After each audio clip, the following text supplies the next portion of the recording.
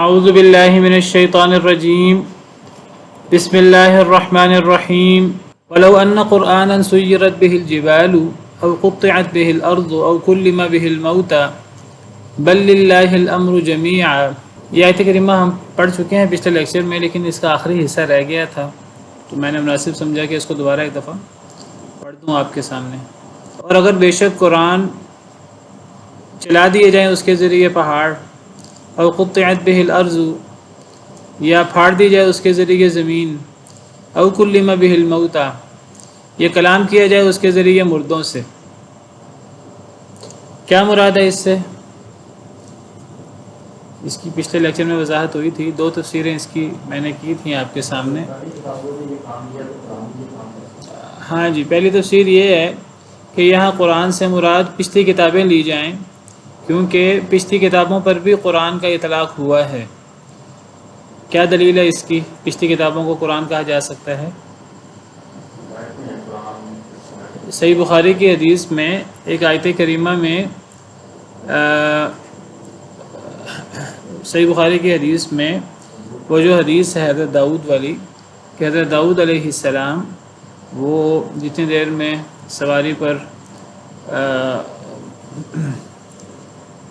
سواری کو تیار کیا جاتا تو اتنی دیر میں حضرت داؤد علیہ السلام قرآن مکمل کر لیتے تھے۔ یہ صحیح بخاری کی حدیث ہے۔ تو اب حضرت داؤد علیہ السلام جو کے ساتھ جو قرآن کا ذکر ہے تو ظاہری بات ہے وہاں قرآن سے مراد قرآن نہیں ہو سکتا۔ حضرت داؤد علیہ السلام پر قرآن نازل نہیں ہوا تھا، حضرت داؤد علیہ السلام پر تو زبور نازل ہوئی تھی، تو وہاں گویا کہ زبور کو قرآن کہا گیا ہے۔ تو بعض مفسرین نے یہاں قرآن سے مراد پچھلی کتابیں لی ہیں، یعنی اگر پچھلی کسی کتاب کوئی ایسا قرآن ہو، کوئی ایسی کتاب ہو پہلے کہ جس کے ذریعے پہاڑوں کو چلا کر ختم کر دیا گیا ہو، زمین کو پھاڑ دیا گیا ہو، یعنی پتھریلی زمین کو پھاڑ کر زراعت کے لیے اس میں باغات اور پھل اگا دیے گئے ہوں پچھلی کتابوں کے ذریعے، ایسا کوئی معجزہ ہوا ہو پچھلے نبیوں میں، او کلم به الموتى یا مردوں سے کلام کیا گیا ہو کسی کتاب کے ذریعے، تو اگر یہ کام پچھلی کسی کتاب سے ہو تو یہ چیز قرآن سے بالاولیٰ ممکن ہے، یہ محذوف ہے، تو یہ چیز قرآن سے بالاولیٰ ممکن ہے کیونکہ قرآن خاتم الکتب ہے اور پچھلی کتابوں پر کی تصدیق بھی کرنے والا ہے، پچھلی کتابوں پر مہیمن بھی ہے اور پچھلی تمام کتابوں سے افضل کتاب ہے، آخری کتاب ہے۔ ایک تفسیر یہ ہے۔ دوسری تفسیر کیا ہے؟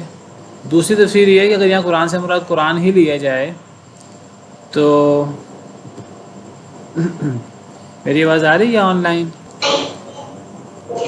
جی سر آ رہی ہے۔ جی دوسری تفسیر یہ ہے کہ اگر یہاں قرآن سے مراد قرآن ہی لیا جائے کہ اگر اس قرآن کے ذریعے یعنی نبی صلی اللہ علیہ وسلم کے ہاتھ پر اگر اللہ تعالیٰ یہ معجزہ دکھا بھی دیں جو بار بار کفار مانگتے ہیں، اگر پہاڑوں کو چلا کر اس کو میدانی علاقہ بنا دیا جائے، زمینوں کو پھاڑ کر اس کو زراعتی علاقہ بنا دیا جائے اور اس قرآن کے ذریعے مردوں سے کلام کیا جائے، اب محذوف کیا ہوگا کہ اتنے بڑے معجزے دیکھ کر بھی یہ لوگ ایمان نہیں لائیں گے۔ دونوں تفسیریں ہو سکتی ہیں۔ وجہ کیا ہے ایمان کیوں نہیں لائیں گے؟ وہ وجہ آگے بیان ہوئی ہے، بل للہ الامر جمیعا۔ وجہ یہ ہے کہ اختیار سارا کا سارا اللہ کے ہاتھ میں، کسی کو ہدایت دینی ہے، کسی کو گمراہ کرنا ہے تو یہ اللہ کے ہاتھ میں ہے، اور اللہ نے پہلے سے یہ طے کر لیا ہے کہ کچھ لوگ گمراہ ہوں گے، کچھ لوگ ہدایت یافتہ ہوں گے۔ اللہ نے اختیار دے دیا انسان کو اور جنوں کو، جب اختیار دے دیا ہے تو اس اختیار کا نتیجہ کیا ہے کہ سب ایمان نہیں لائیں گے۔ تو نبی کریم صلی اللہ علیہ وسلم کی دعوت کے سچا اور سچا ہونے میں کسی قسم کا کوئی اشکال نہیں ہے، کوئی سوال نہیں ہے، لیکن کچھ لوگوں نے ماننا ہی نہیں کیونکہ اختیار ملا ہوا ہے، اور وہ اللہ نے اختیار دے دیا، وہ واپس نہیں لیا جا سکتا۔ فیصلہ اللہ کے ہاتھ میں ہے۔ کوئی بندہ کہ نہیں جی یہ تو اختیار ہم نے لینا ہے نہیں لینا ہم فیصلہ کریں گے، فیصلہ اللہ کے ہاتھ میں اور اللہ کر چکے ہیں، اختیار دے چکے ہیں اللہ، اور اس اختیار کا نتیجہ، اور وہ اختیار دے کر اللہ نے بندوں کو پابند نہیں کر دیا، مجبور نہیں کر دیا، بندوں کے پاس اختیار ہے، لیکن اس اختیار دینے کا لازمی نتیجہ یہ ہے کہ کافر بھی ہوں گے، اور جو کافر ہوں گے وہ ہزار نشانیاں دیکھ لیں وہ ایمان نہیں لائیں گے۔ اسی لیے اگلے جملے میں فرمایا افلم ییأس الذین آمنوا اللہ یشاء اللہ لہدی الناس جمیعا، کیا ابھی تک نہیں مایوس ہوئے ایمان والے اس بات سے کہ اگر اللہ چاہتا تو اللہ سب کو ہدایت دے دیتا، لیکن اللہ نے ایسا نہیں چاہا۔ یعنی اگر اللہ چاہتا تو اللہ سب کو ہدایت دے دیتا۔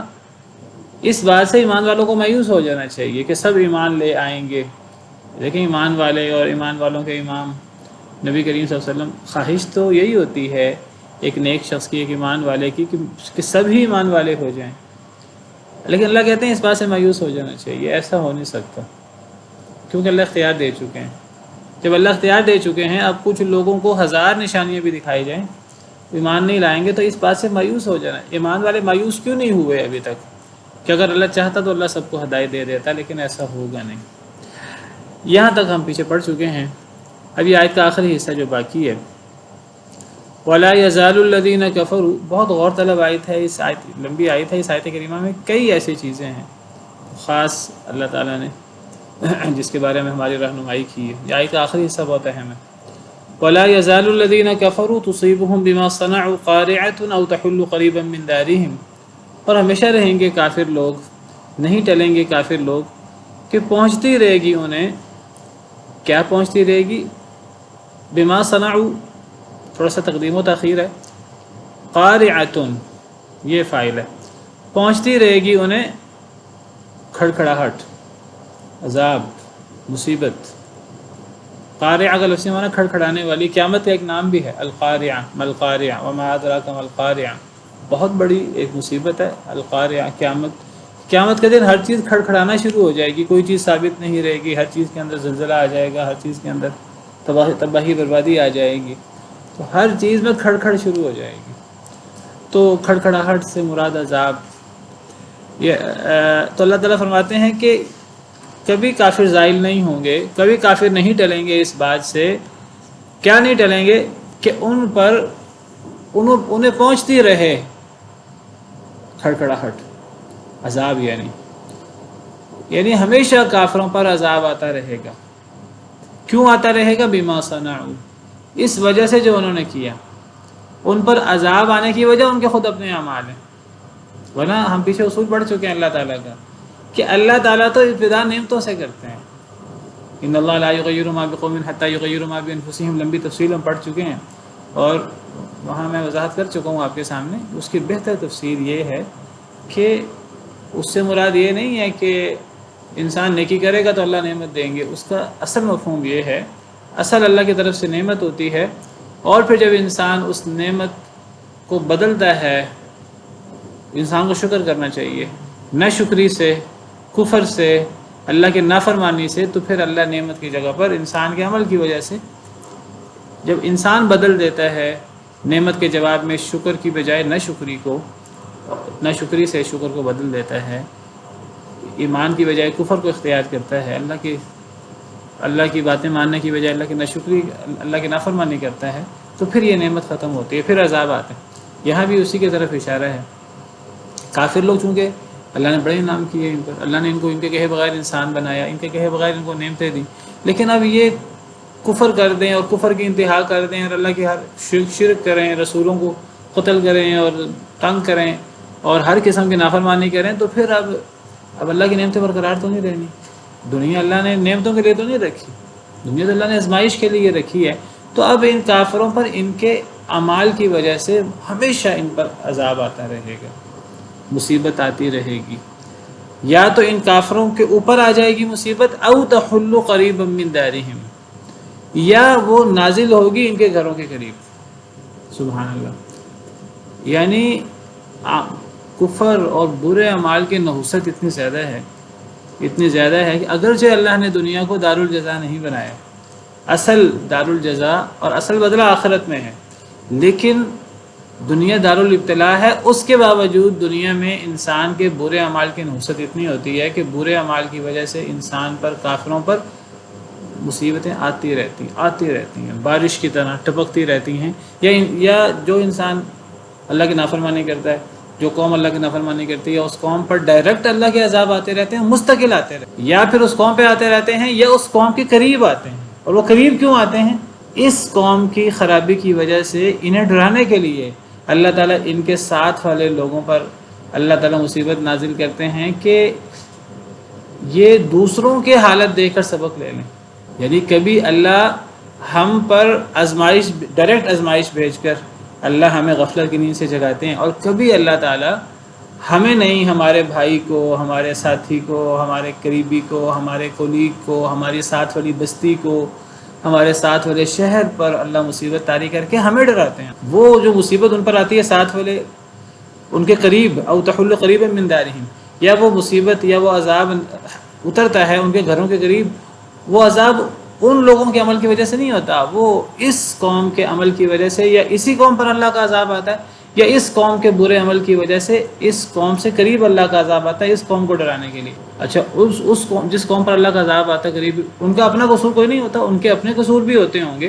یعنی ہر کافر قوم پر، ہر اللہ کے نافرمان قوم پر یا تو ڈائریکٹ عذاب آئے گا، ہلکا عذاب بڑے عذاب سے پہلے، جب ہلکے عذاب اور ٹھوکریں ختم ہو جاتی ہیں پھر بڑا عذاب بھی آ جاتا ہے. یا ہلکے عذاب آتے رہتے ہیں، ڈائریکٹ قوم پر آتے رہتے ہیں، یا قریب آتے رہتے ہیں. اگر وہ بھی نافرمان ہے قریب کے لوگ تو ان پر ڈائریکٹ آ رہا ہے، ہم پر جو ہے وہ ہمیں اللہ تعالیٰ ڈراوے کے لیے ہمیں کوئی ایسا مریض نظر آتا ہے، ہاسپٹل جاتے ہیں، انسان کو نا اچانک جھرجھری آ جاتی ہے اور انسان کو خوف آ جاتا ہے اللہ تعالیٰ کا، تو یہ اصل میں ہمارے عمل کی وجہ سے اللہ نے ہمیں یہ دکھایا ہے کہ دیکھو اللہ تعالیٰ ایسی مصیبت بھی بھیج سکتے ہیں کسی دوسرے پر. تو وہ اللہ تعالیٰ ہمیں ٹھوکر لگائیں ڈائریکٹ، یا اللہ تعالیٰ دوسرے کے ذریعے ہمیں نصیحت کریں، اللہ کی حکمتیں ہیں اپنی. تو یہ مسلسل چلتا رہتا ہے سلسلہ. اور یہ مقصد، اور یہ ساری کی ساری چیزیں ہمارے لیے رحمت ہوتی ہیں نتیجے کے اعتبار سے. یہ ساری ہمیں غفلت کی نیند سے جگانے کے لیے، یا تو انسان، اور یہ ہوتا کیوں انسان کے عمل کی وجہ سے، اور ہمیشہ کافر رہیں گے کہ ان پر آتی رہے گی قارعۃ مصیبت، یا پھر وہ مصیبت ان کے عمل کی وجہ سے، یا پھر وہ نازل ہو یا وہ نازل ہوگی ان کے گھروں کے قریب، یا تو ڈائریکٹ ان کے اوپر ہلکا عذاب آئے گا یا ان کے قریب عذاب آئے گا. حتیٰ یاتی وعد اللہ، حتیٰ کہ اللہ کا وعدہ آ جائے، وہ جو بڑا عذاب ہے یا قیامت، اس بڑے عذاب جس میں سب تباہ ہو جائیں، یا قیامت اس میں تو سب نے تباہ ہو ہی جانا ہے، اس بڑے عذاب سے پہلے یہ چھوٹے چھوٹے ٹھوکریں ڈائریکٹ آئیں گی یا ساتھ والی قوم پر آتی رہیں گی.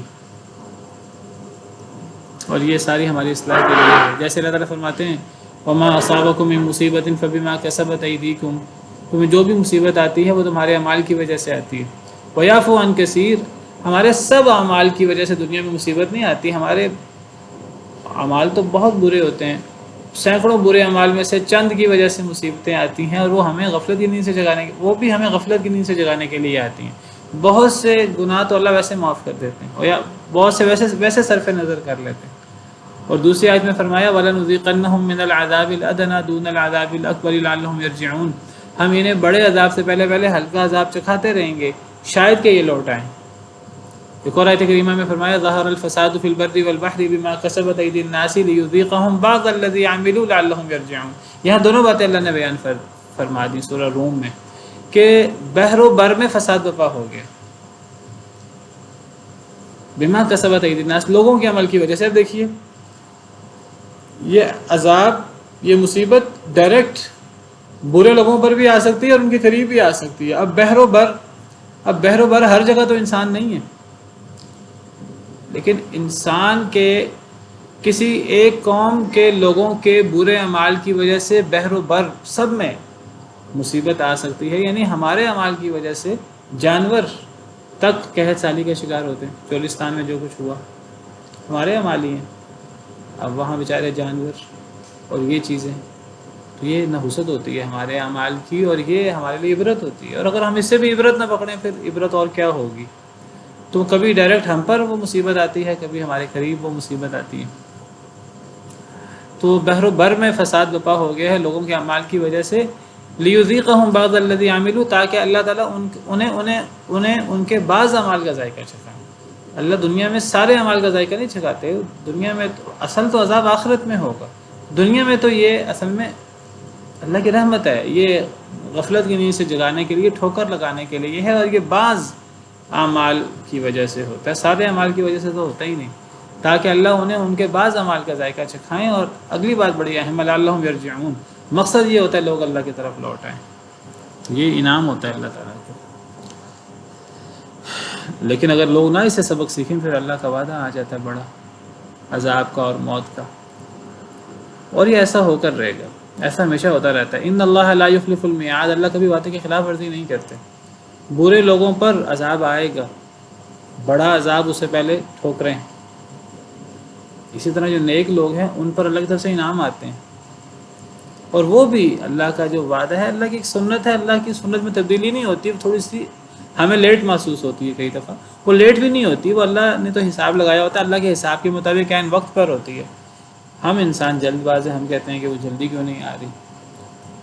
تو نیکی کا بدلہ بھی آ کر رہتا ہے، اور برائی کی نحوست بھی دنیا میں، اگرچہ وہ پورا بدلہ یا پوری نیکی کا پورا انعام نہیں ہوتا، برائی کا پورا بدلہ نہیں ہوتا، وہ ایک جھلک ہوتی ہے صرف، اصل بدلہ تو نیکی کا ہو یا برائی کا وہ آخرت میں ہوگا۔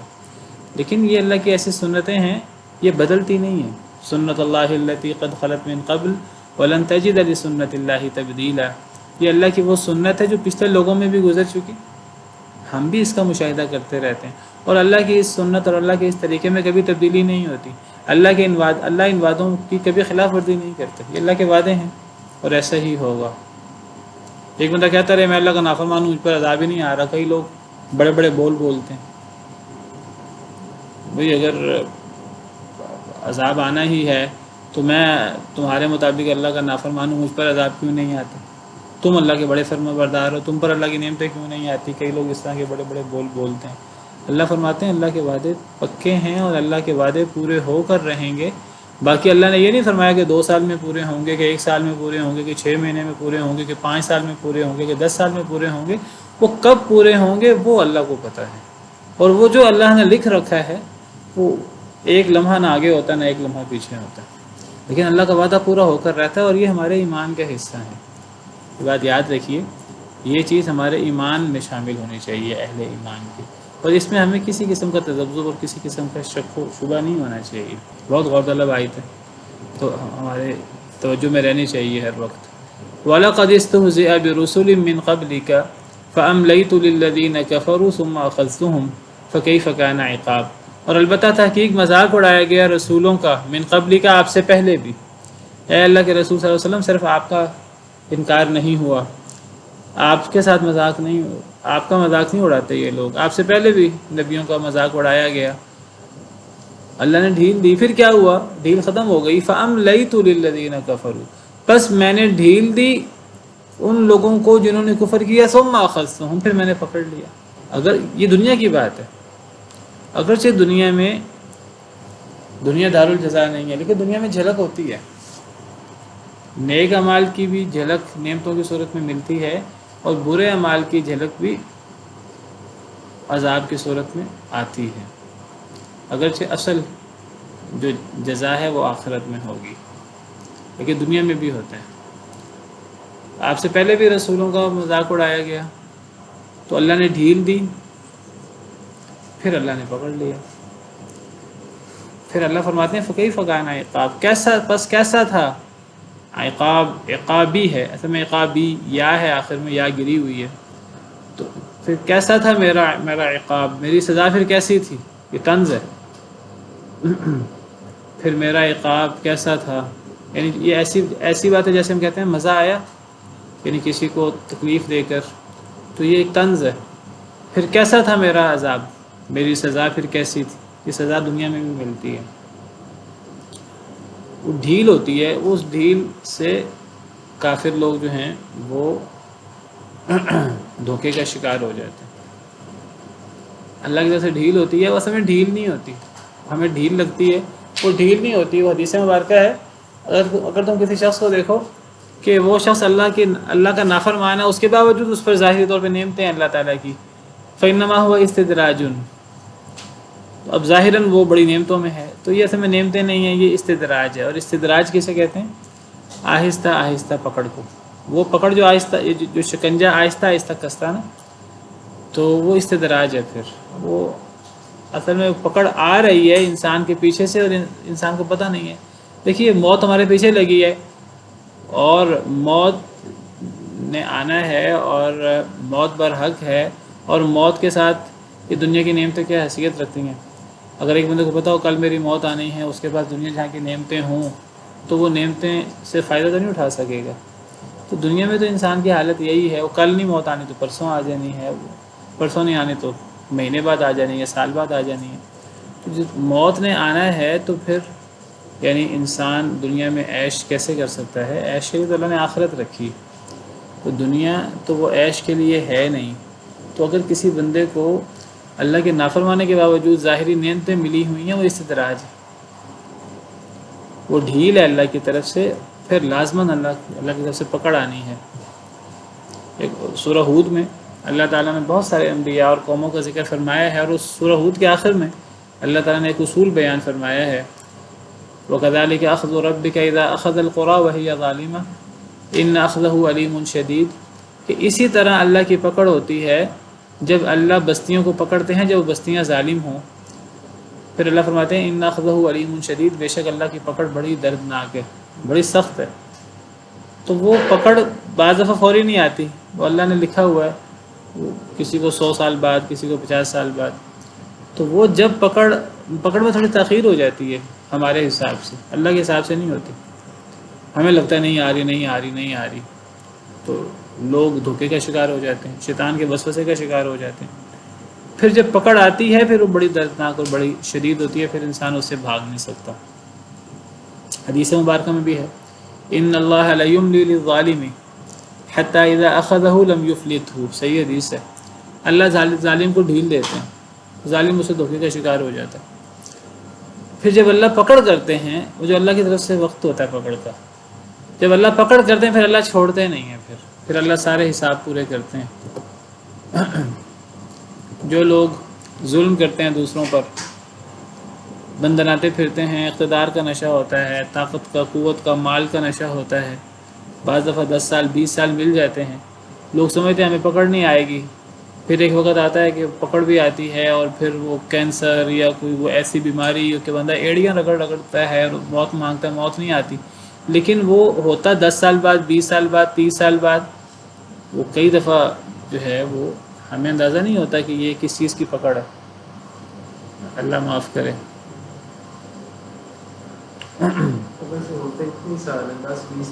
اتنے لیکن وہ ہو کیا رہتا ہے، ان اللہ لا یخلف المیعاد.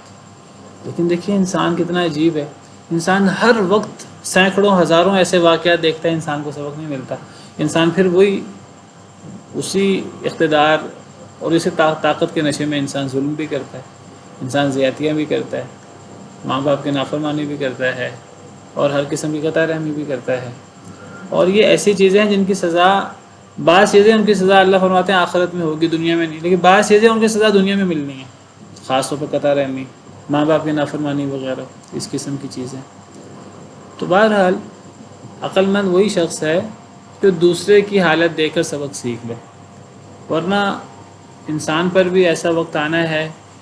تو یہ کیسی عقل مندی ہے کہ انسان پر وقت آئے برا، پھر انسان جو ہے وہ سمجھے، اور پھر اس وقت انسان پھر اب پچھتائے. کیا کہتے ہیں، پچھتائے کیا ہوا جب چڑیاں چگ گئی کھیت. تو خوش بخت وہی ہے جو دوسرے کے اللہ دوسرے پر مصیبت بھیجتے ہیں، وہ اس کے لیے بھی اس کے اعمال کا نتیجہ ہوتی ہے، اور وہ ہمارے لیے بھی سبق ہوتی ہے. او تحل قریبا من دارہم والے اصول کے تحت. اور خوش بخت وہی ہے جو دوسرے کی حالت دیکھ کر اپنی اصلاح کر لے.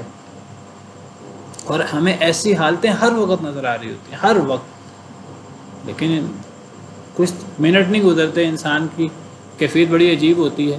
کچھ منٹ نہیں گزرتے، کچھ گھنٹے نہیں گزرتے، انسان بھول بھال جاتا ہے سب کچھ. اللہ معاف کرے.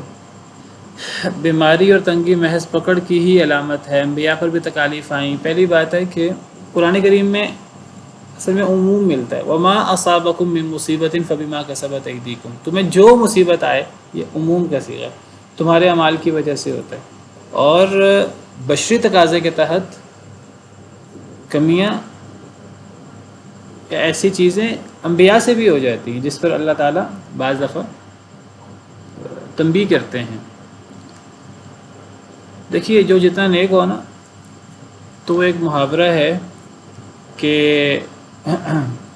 جو چیز عام لوگوں کے ہاں بعض دفعہ نیکی ہوتی ہے، تو اللہ کے جو بڑے برگزیدہ ہوتے ہیں تو اللہ کو ان سے وہ چیز بھی برداشت نہیں ہوتی، اللہ کو ان سے بہت اعلیٰ درجے کی چیز چاہیے ہوتی ہے، تو انبیاء سے ایسی چیزیں ہو جاتی ہیں۔ دیکھیے انبیاء معصوم ہیں نبوی معاملات میں، وحی کے معاملات میں، لیکن بشری معاملات میں ایسی چیزیں ہو جاتی ہیں انبیاء سے جو انبیاء کا جتنا بلند مقام ہے جو اس کے مطابق نہیں ہوتی۔ حضرت یونس علیہ السلام کے سے جو معاملہ ہوا تو ان پر آزمائش آئی۔ اللہ نے تو قرآن میں ایسے میں ہمارے لیے وہ نبی ہیں، اللہ کے تو بندے ہیں۔ اللہ قرآن میں ذکر کرتے ہیں وَظَنُّونِ إِذْ ذَهَبَ مُغَاضِبًا، اور مچھلی والا حضرت یونس جب وہ غصے میں بھرے ہوئے نکلے اپنی قوم سے، اللہ کی اجازت کے بغیر نکل گئے قوم سے ناراض ہو کر، فنادى في الظلمات فظن ان لن نقدر، انہوں نے گمان کیا ہم ان پر قدرت نہیں رکھ سکیں گے، ہم پکڑ نہیں کریں گے، لیکن پھر پکڑ ہوئی ان کی بھی، تو پھر انہوں نے اللہ سے دعا کی، اللہ نے ان کو نجات دی، تو یہ پکڑ آئی ان پر بھی۔ حضرت آدم علیہ السلام نے درخت کا پھل کھایا، حضرت نوح علیہ السلام کو اللہ نے تنبیہ فرمائی، حضرت موسیٰ علیہ السلام اگرچہ نبوت سے پہلے ہے قتل ہو گیا ان سے، ایسی چیزیں نبیوں سے بھی ہو جاتی ہیں۔ تو آیت میں عموم ہے۔ بعض دفعہ یہ بھی ہوتا ہے، آپ کہیں گے بچے پر تکلیف آ جاتی ہے، اب بچہ تو مکلف ہی نہیں ہوتا۔ بعض دفعہ کسی شخص سے بعد میں ایک چیز صادر ہونی ہوتی ہے، ایک گناہ یا ایک کمی، اللہ اس کی وجہ سے پہلے اس کے اوپر آزمائش بھیج کر گویا کہ اس سے وہ چیز ختم کر دیتے ہیں۔ ابھی جو اصحاب کہف میں سورہ کہف میں جو واقعہ ہے، جس لڑکے کو قتل کر دیا تھا حضرت خضر علیہ السلام نے، وہ تو بچہ تھا، فانطلقا حتی اذا لقیا غلاما فقتلہ قال قتلت نفسا زکیۃ، تو اس کے بارے میں حضرت خضر نے کہا، اللہ کے حکم سے کیا تھا، تو حضرت خضر نے اس کا جواب یہ دیا کہ وَأَمَّا الْغُلَامُ فَكَانَ أَبَوَاهُ مُؤْمِنَيْنِ، اس لڑکے کے ماں باپ مومن تھے اور ہمیں ڈر یہ تھا کہ بڑا ہو کر اپنے ماں باپ کا نافرمان بن کر انہیں تکلیف دے گا۔ تو گویا کہ جو اس نے کام بڑا ہو کر کرنا تھا تو اس کی وجہ سے اسے قتل کر دیا، پہلے قتل کر دیا گیا، یعنی جو کام اس نے بعد میں کرنا تھا اس کی وجہ سے پہلے وہ موت تو آنی تھی، تو اس طرح موت آ گئی، اور گویا کہ وہ آپ سمجھیے کہ اللہ نے اسے ماں باپ کی نافرمانی سے اور طغیانی سے بچا لیا۔ تو وما اصابکم من مصیبت فبما کسبت ایدیکم، تمہیں جو مصیبت آئے تمہارے اعمال کی وجہ سے ہوتی ہے۔ یہ آیت ہے، اور اگر یہ بعض دفعہ سمجھ نہیں آتی ہمیں یہ بات، بعض دفعہ سمجھ آ جاتی ہے، فلاں تو اللہ کا ولی ہے اس پر کیوں ہوا، فلاں تو بچہ ہے اس کے ساتھ کیوں ہوا، فلاں تو بڑا معصوم ہے، نہ سمجھ آئے تو دوسری آیت پھر ذہن میں رکھیں، ورنہ ہر مصیبت ہمارے عمل کی وجہ سے ہے، چاہے وہ ہم نے عمل بعد میں کرنا ہو، ورنہ ہم سے ہر ایک سے ایسے عمال ہو جاتے ہیں، انسان ہے نا۔ دوسری آیت ہے ما اصاب من مصیبت الا باذن اللہ، جو مصیبت آتی ہے اللہ کے حکم سے آتی ہے۔ اگر یہ سمجھ نہ آئے کہ اس میں ہمارا کیا عمل ہے، ہماری کیا کوتاہی ہے، پھر اس کو اللہ کا حکم سمجھ لیں۔ دیکھیے ہم پر اللہ نے کوئی نعمت کی کوئی رزق کی فراوانی کرنی ہے، وہ اللہ کا فیصلہ ہے، اللہ نے رزق تنگ کرنا وہ بھی اللہ کا فیصلہ ہے، اللہ کا فیصلہ سمجھ کر، اللہ کی تقدیر سمجھ کر اس کو برداشت کر لیجیے۔ ہم اللہ کی تقدیر سے بھاگ تو نہیں سکتے، سمجھ نہ آئے تو اس انداز سے سمجھ لیجیے۔ یہ دونوں باتیں ہی ہر مصیبت میں موجود ہوتی ہیں، ہر مصیبت اللہ کے حکم سے ہوتی ہے اور ہمارے اعمال کی وجہ سے ہوتی ہے، واللہ تعالی اعلم۔ باقی اس بحث میں پڑھنا کہ یہ ہم بعض دفعہ کہہ دیتے ہیں جی یہ درجات کی بلندی کے لیے ہے، یہ سمجھنے کے لیے ایک بات ہے، یہ کہہ دیں کہ درجات کی بلندی کے لیے، اس سے ہماری کمیاں کوتاہیاں بھی معاف ہوتی ہیں اور درجات بھی بلند ہوتے ہیں اگر ہم صبر کریں تو، باقی صبر نہ کریں تو پھر کچھ بھی نہیں ہوتا۔ سمجھانے کے لیے کہہ دیں تو ہم بعض دفعہ اس بحث میں پڑ جاتے ہیں، یہ تو ہمیں درجات کی بلندی کے لیے ہے، میرا کیا گناہ ہوگا، یہ اچھا رویہ نہیں ہے۔ صحیح رویہ یہی ہے، ایک انسان کتنا ہی ولی اللہ کیوں نہیں ہے تو وہ سمجھے مجھ پر یہ مصیبت آئی ہے میرے کسی عمل کی وجہ سے آئی ہے، یہی صحیح رویہ ہے، اور اسی میں ہی خیر کا پہلو ہے۔ جو اللہ سے جتنا ڈرے گا وہ اتنا اللہ کے قریب ہوگا۔ اللہ کا ڈر ختم ہو جائے تو وہ پھر نیک بندہ نہیں ہوتا۔ تو انسان کو ڈرنا چاہیے ہر وقت، اور ہمارے سلف صالحین میں جو جتنے نیک تھے اتنا زیادہ اللہ سے ڈرتے تھے۔ افمن ہوا قائم، حضرت عمر کو آپ دیکھ لیجیے، حضرت عمر فرمایا کرتے تھے اپنے خلافت کے آخری دور میں، وہ یہ حضرت عمر ہیں جن کو جنت کی کتنی دفعہ بشارت ملی، اور نبی صلی اللہ علیہ وسلم نے فرمایا کہ شیطان ان کو دیکھ کر راستہ بدل دیتا ہے۔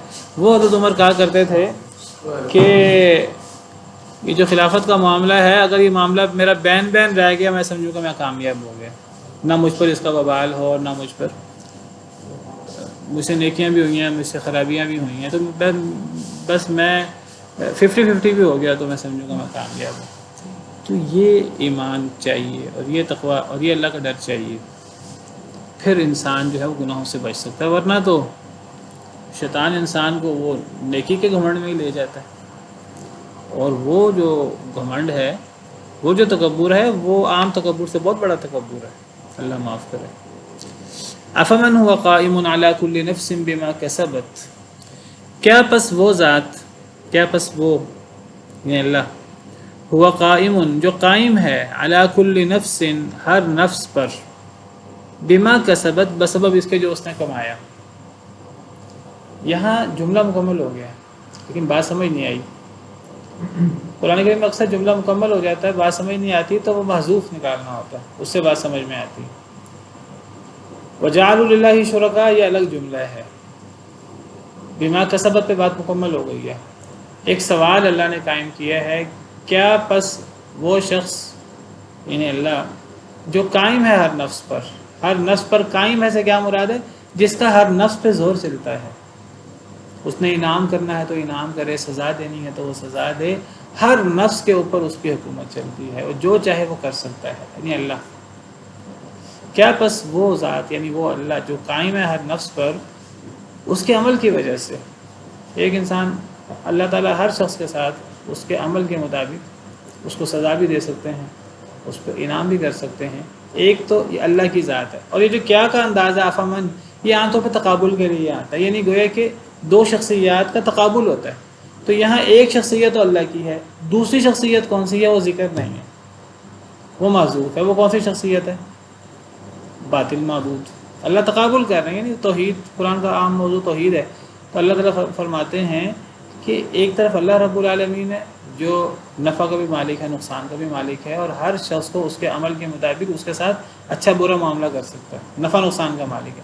اور دوسرا کون ہے؟ سارے معبودان باطل جو کچھ بھی نہیں کر سکتے، جو اپنی ذات کے نفع نقصان کے مالک نہیں ہیں، کچھ آئیے کہ دوسرے کو نفع نقصان دے سکے۔ تو دوسری شخصیت جو مقابلے کی ہے وہ محذوف ہے۔ اور پھر یہ تو سوال ہے ابھی دونوں کا تقابل، جواب کیا ہے؟ سوال یہ ہے کہ کیا اللہ رب العالمین کی ذات جو نفع نقصان کے مالک ہے وہ برابر ہو سکتی ہے معبودان باطل کی؟ جواب کیا ہے؟ ہرگز نہیں۔ تو یہ دو چیزیں محذوف ہیں، یہاں دو چیزیں محذوف ہیں، آئی سمجھ؟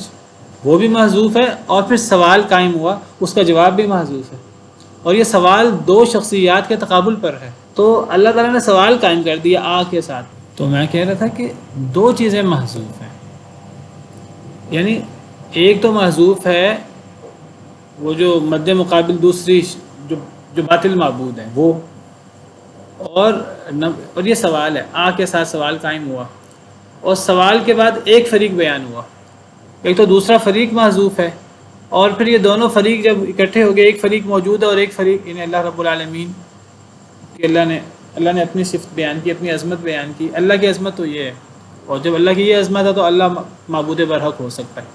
تو وہ جو باطل معبود ہیں وہ کچھ بھی نہیں کر سکتے۔ تو ایک تو فریق ثانی محذوف ہے، اور نمبر دو جو آ کے ساتھ سوال قائم ہوا ہے اس کا جواب، کیا وہ ذات جو ہر نفس کے اوپر قبضہ رکھتی ہے، ہر نفس کے اوپر قائم ہے اس کے عمل کے ساتھ، تو کیا یہ ذات یعنی اللہ رب العالمین کی ذات برابر ہو سکتی ہے باطل معبودوں کے؟ یہ دوسرا فریق بھی محذوف ہے، پھر اب اس سوال کا جواب بھی محذوف ہے. وہ جواب ہے ہرگز نہیں، کبھی برابر نہیں ہو سکتے. یہ اللہ کی ذات ہی معبود برحق کہلانے کے لائق. یہ توحید کی دلیل ہے بہت بڑی. یعنی اللہ کا نفع نقصان کا مالک ہونا، یہ دلیل ہے. جو بالمقابل ہے وہ نفع نقصان کا، وہ قائم نہیں ہے ہر نفس پر. اللہ کی ذات ہر نفس کے اوپر قائم ہے. اس کے عمل کے ساتھ اللہ اس سے معاملہ کرتے ہیں.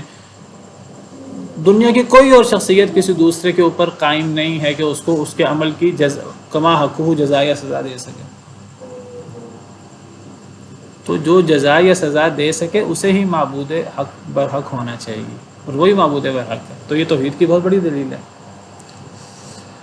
وَجَعَلُوا لِلَّهِ شُرَكَاءَ، یہ آیت پہ بہت غور طلب ہے، بہت غور طلب ہے، خاص طور پہ توحید کے ضمن میں اور شرک کے رد میں. بہت غور سے اس کو پڑھنا چاہیے، سمجھنا چاہیے. ایک تو شروع میں اللہ نے یہ دلیل دی توحید کی، جو بہت زبردست دلیل ہے.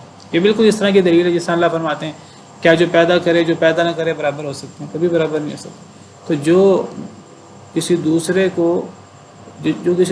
کو اس کے عمل کی اچھی یا بری سزا دے سکے، جو قائم ہے ہر نفس پر، وہ اور جو قائم نہیں ہے، کیا یہ دو برابر ہو سکتے ہیں؟ نہیں برابر ہو سکتے. ایک تو یہ توحید کی دلیل ہوئی.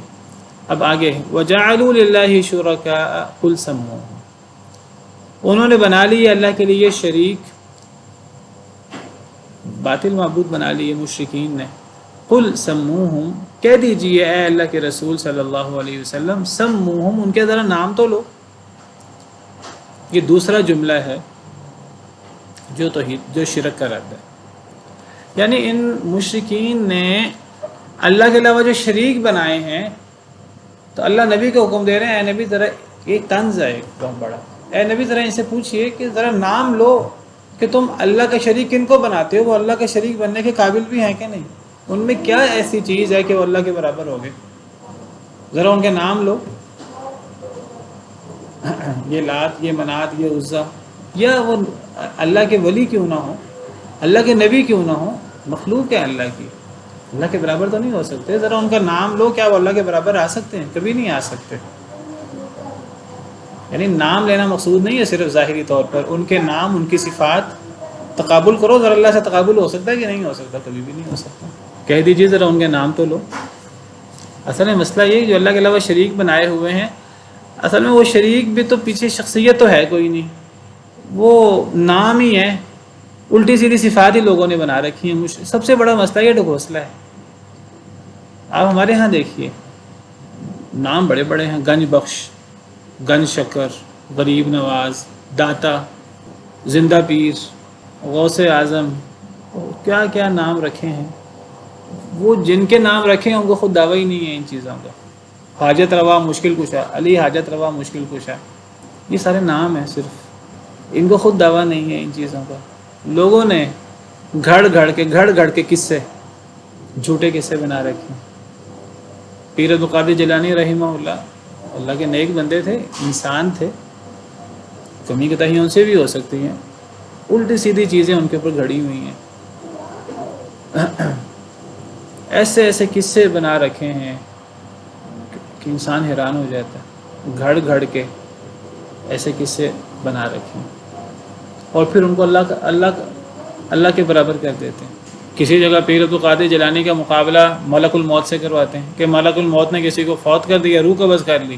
پیر عبد القادر جیلانی کو پتہ لگا تو ان کا مرید تھا کوئی، تو وہ ملک الموت سے انہوں نے وہ روحیں لے لیں، اور عجیب و غریب، یعنی تماشا، دین کو کھیل تماشا بنا رکھا ہے، مذاق بنا رکھا ہے.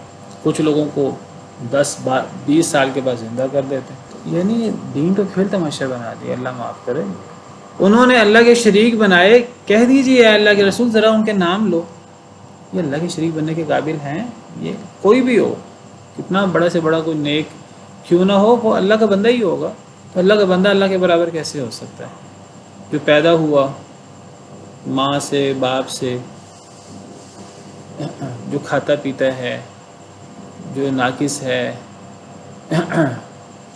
جس کو موت آتی ہے، جس کو بیماریاں آتی ہیں، جو واش روم جاتا ہے، کتنا ہی اللہ کا برگزیدہ کیوں نہ ہو، ان کو تو یہ دعویٰ ہے ہی نہیں. اصل تو مت ماری ہوئی ہے مشرکوں کی اور ان لوگوں کی جنہوں نے سارا کھیل تماشا بنایا ہوا. انہوں نے اللہ کے شریک بنا دیے. کہہ دیجئے نام لو ان کے، وہ کون ہیں؟ ام تنبئونہ بما لا یعلم فی الارض، یا تم خبر دیتے ہو اس کو یعنی اللہ کو، یعنی کیا، یا تم اللہ کو اللہ کے ایسے شریک کی خبر دیتے ہو بما لا یعلم فی الارض، ساتھ اس کے جو اللہ زمین میں جانتا ہی نہیں. تم اللہ کے ایسے ایسے شریک اور ان کی ایسی ایسی صفات بیان کرتے ہو کہ اللہ نے تو ایسی صفت کسی کو نہیں دی. اللہ نے ویسا شریک جیسا تم بیان کر رہے ہو، گھڑ گھڑ کے تم جو ان کے اوصاف بیان کر رہے ہو اور تم ان کے نام رکھ رہے ہو، اللہ کو تو پتہ ہی نہیں ہے اس کا. اللہ کو پتہ نہیں کہ مطلب یہ نہیں کہ وہ ہیں اور اللہ کو پتہ نہیں ہے. اللہ کو پتہ نہیں کہ مطلب دلیل ہے یہ، اللہ کا پتہ نہ ہونا گویا کہ وہ نہیں ہے، کیونکہ جو چیز ایگزسٹ کرتی ہے وہ اللہ کو اس کا پتہ ہے، اور اللہ کو اگر یہ چیز کا پتہ نہیں تو وہ چیز نہیں ہے. یہ نہیں ہے اللہ وہ چیز موجود اور اللہ کو پتہ نہیں. کیا تم اللہ کو اس چیز کی خبر دیتے ہو جس کا اللہ کو زمین میں پتہ ہی نہیں؟ ام بظاہر من القول، یا پھر ظاہری قول ہے. ظاہری قول یہاں ظاہر سے مراد ظنی بات ہے، یا تم یہ باتیں ظن و تخمین سے کرتے ہو. اکثر شرک کے پیچھے ظن ہوتا ہے، اور جو قرآن کریم اللہ نے کئی جگہ پر یہ بات کہی ہے کہ شرک از ایکول ٹو ظن و تخمین، وہم و اوہام. بالمقابل توحید کیا ہے؟ حق. حق کا اور ظن کا تقابل ہوتا ہے. توحید عین حق ہے، ٹھوس دلائل ہیں اس کے، اور جو شرک بدعات ہے یہ ظن ہوتا ہے. جو یہ کرنے والے ہیں تو وہ بھی ظن و تخمین کے اوپر ساری عمارت کھڑی کی ہوتی ہے. اللہ تعالیٰ فرماتے ہیں سورہ یونس میں توحید شرک کی بڑی بات ہے. وما يتبع اکثرهم الا ظنا، ان میں سے اکثر لوگ ظن کی پیروی کرتے ہیں. ظن کیا ہے؟ اور اللہ فرماتے ہیں ان الظن لا یغنی من الحق شیئا، یہ ظن حق کے مقابلے میں کچھ فائدہ نہیں دیتا. حق کیا ہے؟ توحید. ظن کیا ہے؟ کہ جی ہمارے بزرگوں نے کہا تھا کہ یہ بزرگ یہ کر سکتے ہیں، یہ بت یہ کر سکتا ہے، ہمارے بزرگوں نے کہا تھا. اچھا جی ان بزرگوں کو کیسے پتہ لگا؟ ان کو ان کے بزرگوں نے کہا تھا، ان کو ان کے بزرگوں نے کہا تھا، انہوں نے کسی نبی سے سنا ہوگا، انہوں نے کسی کتاب میں پڑھا ہوگا. آخر میں بات ہوگا پہ آگے ختم ہو جاتی ہے. یہ بات نہ کسی کتاب میں ہوتی ہے، نہ یہ بات کسی نبی نے کی ہوتی ہے، یہ بزرگوں نے کی ہوتی ہے. یہ جو ساری ہمارے ہاں جو سارے خرافات ہیں، وہ پیر عبدالقادر جیلانی نے یہ کیا، وہ یہ کیا، وہ یہ کیا، وہ سارا وہ ایک بزرگ نے یہ کہا اور ایک کتاب میں یہ لکھا ہے اور فلاں جگہ یہ ہے اور فلاں جگہ یہ ہے، بس وہ یہیں سے بات ختم ہو گئی، یہیں ختم ہو جاتی ہے. نہ کوئی قرآن سے دلیل، نہ کوئی حدیث سے دلیل، کوئی یقینی بات، کوئی حق تو ہے ہی نہیں، سارا ظن و تخمین ہے. تو بظاہر اللہ کہتے ہیں یا تو تم اللہ کو اس چیز کی خبر دیتے ہو جس کا اللہ کو پتہ ہی نہیں، یعنی وہ چیز ہے ہی نہیں، یا پھر تم ظاہری بات کرتے ہو یعنی ظنی بات کرتے ہو. تو ظن کا حق کے مقابلے میں کیا کوئی مقصد نہیں ہے. بل زین للذین کفروا مکرہم، بلکہ زینت دے دی گئی کافروں کے لیے ان کے مکر میں. مکر سے یا مراد ظالموں کے برے اعمال ہیں.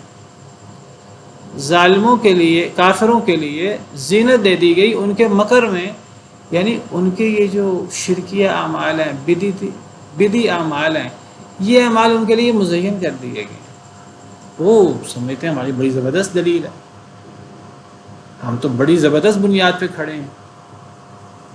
جب ایک انسان گمراہ ہوتا ہے تو پھر اللہ تعالیٰ اس کے دماغ کو گمراہی پر مضبوط کر دیتے ہیں، مزین کر دیتے ہیں اس کے لیے اس کے غلط دلائل کو. یہاں اللہ نے اسے مکر قرار دیا، بلکہ زینت دے دی گئی کافروں کے لیے ان کے مکر میں. وصدوا عن السبیل، اور وہ روک دیے گئے رستے سے، اللہ نے انہیں سیدھے رستے سے روک دیا. ومن یضلل اللہ فما لہ من ہاد، جسے اللہ گمراہ کر دے اسے کوئی ہدایت دینے والا نہیں ہے. آج کے لیے اتنا ہی کافی ہے. سبحان ربک رب العزت عما یصفون وسلام علی المرسلین والحمد للہ رب العالمین.